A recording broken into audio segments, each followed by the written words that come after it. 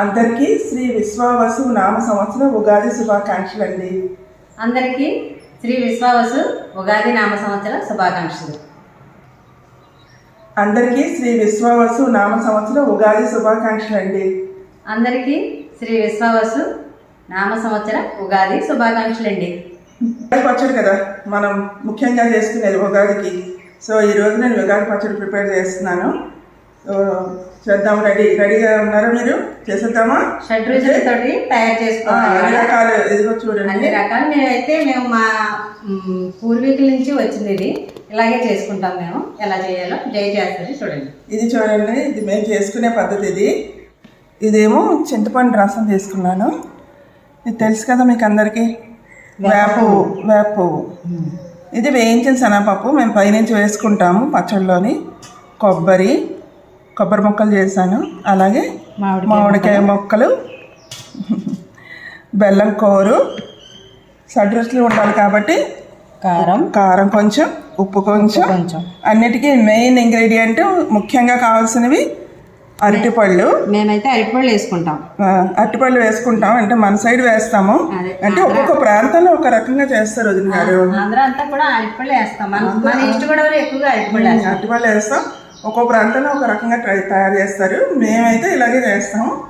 ముందైతే అరటిపళ్ళు వేస్తామండి.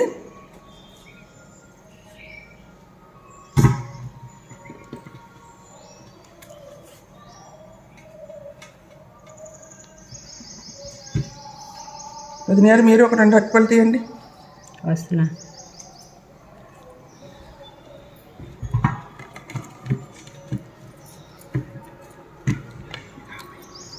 ఈ అరటిపళ్ళన్నీ నేనైతే మెత్తగా పిసుకుతా అండి.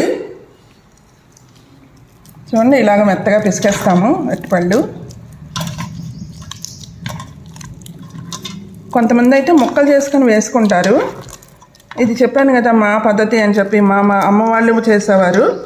అలాగే మా అత్తగారి వైపు వాళ్ళు కూడా వాళ్ళు ఇలాగే చేసేవారు. సో మనకి ఇదే పద్ధతి అలవాటు నాకు. ఇవన్నీ మెత్తగా పిసికేసుకొని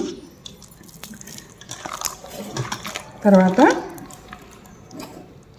చింతపండు రసం వేస్తాను.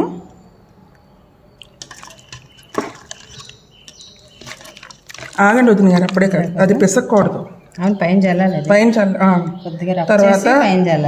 తర్వాత ఇది బెల్లం పొడి కూడా కలుపుతున్నాను. ఎందుకంటే నేను పచ్చడి చేయను. వదిన గారు పచ్చడి చేయట్లేదు ఏంటని అనుకోకండి. మాకైతే ఆనవాయిలేదు. మా అత్తవారింట ఆనవాయిలేదు. అంతే. ఎవరైనా పెడితే తినడం తప్పించి మాకు ఆనవాయితీ లేదు. మీకు ఎంత తీపి కావాలో అంత తీపి వేసుకోవచ్చు. తర్వాత కొంచెం కారం. ఇది నామకాహాలండి. కారము, ఉప్పు కొంచెం వేసుకుంటాము. చాలా మంది పచ్చిమిర్చి వేస్తారు జయ. పచ్చిమిర్చి వేసేవాళ్ళు వేసుకుంటారు కొద్దిగా. నేను వేయను. కొంచెం కారం వేస్తే ఏదైనా ఒకటే కదా కారం అన్నది. తర్వాత కొబ్బరి ముక్కలు. ఇది కూర వేసుకుంటారు చాలా మంది. ముక్కల కింద ఉంటే తగిలితే చాలా బాగుంటుందండి. తగిలినప్పుడు బాగుంటుంది కమ్మగా. ఇప్పుడు మామిడికాయ ముక్కలు వేస్తున్నాను. ఇందాక కొబ్బరి ఎలా కోరుకున్నాం ముక్కలు చేసుకున్నాం అలాగే వేస్తాను అనమాట. మామిడికాయ ముక్కలుగా కోసుకుని వేసుకోవాలి జయ. అవునండి. కూర వేసుకుంటే రుచి తెలీదు. ఎప్పుడైనా పంట కింద తగులుతూ ఉంటే కొబ్బరి కానీ మామిడికాయ ముక్కలు కానీ తగులుతూ ఉంటే చాలా బాగుంటుంది అనమాట. కూర వేసుకుంటారు. చెప్పాను కదా ఇందాక, ఎవరు రుచి వాళ్ళది. పుల్లగా తీగా చోటి కమ్మగా నవ్వుతుంటే చాలా బాగుంటుంది చట్నీ. అది ఇదనమాట. మామిడికాయ ముక్కలు ఎంత వేసుకుంటే అంత బాగుంటాయండి. కొబ్బరి ముక్కలు, మామిడికాయ ముక్కలు. అది వేయకండి అప్పుడు. ఇప్పుడు ఏం చేస్తామంటే పైనుంచి ఇది వేసేసి ఇంక మరి కలపకూడదు. ఇది వేసేసి వేపు వేసేసి, వేపు ఎంత తింటే అంత మంచిది. వదిన గారు ఎంత వేసుకుంటే అంత మంచిది, మన హెల్త్కే మంచిది. సో వేసుకోవచ్చు. ఇప్పుడు అంతా రెడీ అయిపోయింది కదా. ఇది పుట్నాల పప్పు. మాకు అలవాటు. యాక్చువల్గా అందరూ వేసుకోరు. ఇది ఏంటంటే తింటూ ఇది కసకస అంటే కరకర నవ్వుతూ ఉంటే బాగుంటుందని చెప్పేసి పైనుంచి వేస్తాము. చాలా మంది ఇది కొంచెం రఫ్ గా పచ్చగా ఆడుకుని గ్రైండ్ చేసుకుని వేసుకుంటారు. అవునా? అయితే ఇది మేము ఏంటంటే చిన్నప్పటి నుంచి మా అమ్మ ఇలా అలవాటు చేసింది మాకు. అయితే ఇది ఎప్పుడు వేసుకుంటారు? పచ్చడి అంతా తినడానికి రెడీగా పెట్టుకొని పైన చేసుకుంటాం, లేకపోతే నానిపోయి కరకరలాడదు కదా. అమ్మ అయితే అలాగే వేసేది, పప్పు పడగానే వేసేది అమ్మ. అందుకని ముందు గిన్నెలోకి తీసేసుకుందాము, తీసేసుకొని పైన చేసుకుందాం. ఓకే, రెడీ అయిపోయింది కదా జయ. ఇప్పుడు ప్రసాదం ముందు లక్ష్మీదేవి గారికి పెడదాము. లక్ష్మీదేవి పెడదాం. కొంచెం పప్పు కూడా వేసి ఏడికి నైవేద్యం.